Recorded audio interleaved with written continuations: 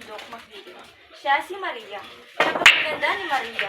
Kayumanggi ang kanyang balat, itim at makintab ang kanyang mahabang buhok, at nanginginig ang kanyang mga mata. Kapag umingiti siya, ay makikita ang mga bitoy sa kanyang magkabilang pisngi at pantay-pantay ang mapuputing ngiti. Nalalaman agad kapag nasa malapit na si Maria dahil masamyo ang mga bulaklak. Naamoy ba ninyo yun? Napakabango! Narito si Diwatang Maria, sigawan ng mga aso.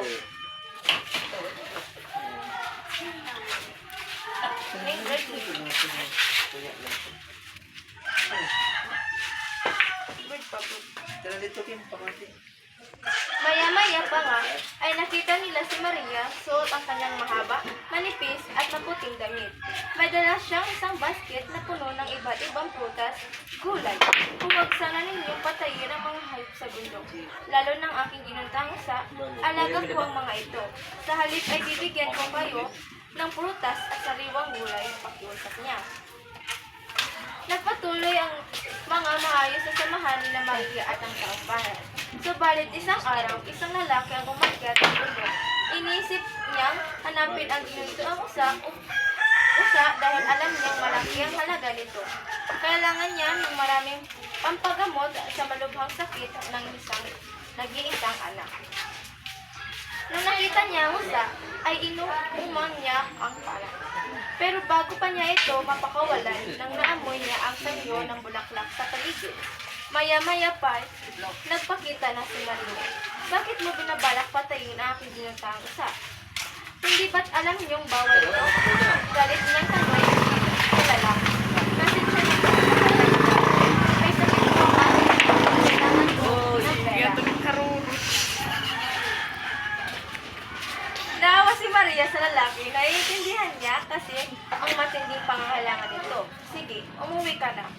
Dalhin mo ito isang pirasong luya, huwag na huwag mo na uulitin ang ginawa mo ito, sabi niya sa lalaki. Pagdating ng lalaki sa bahay niya, nilabas niya ang nabigay ni Maria. Ang laking tuwa niya, nakita niyang nagluto ito. Napagamot niya ang kanyang anak at gumaling ito. Bumalik ang lalaki ng lumuluha at nagpapasalamat sa diwata. Maliban sa kanyang marami pang ibang natulungan ni Maria. Isang araw ay hindi na nagpakita si Maria. Kahit tinatawag ang pangalan niya, hindi na siya nagpapakita. Ikinalungkot ito ng taong bayan. Pero anong natutuwa nila, nung minsan naglakbay sila at makita ang lupis bundok mula sa malayo. Mga kasama, hindi tayo iniwan ni Maria. Ngayon siya nagpapahinga.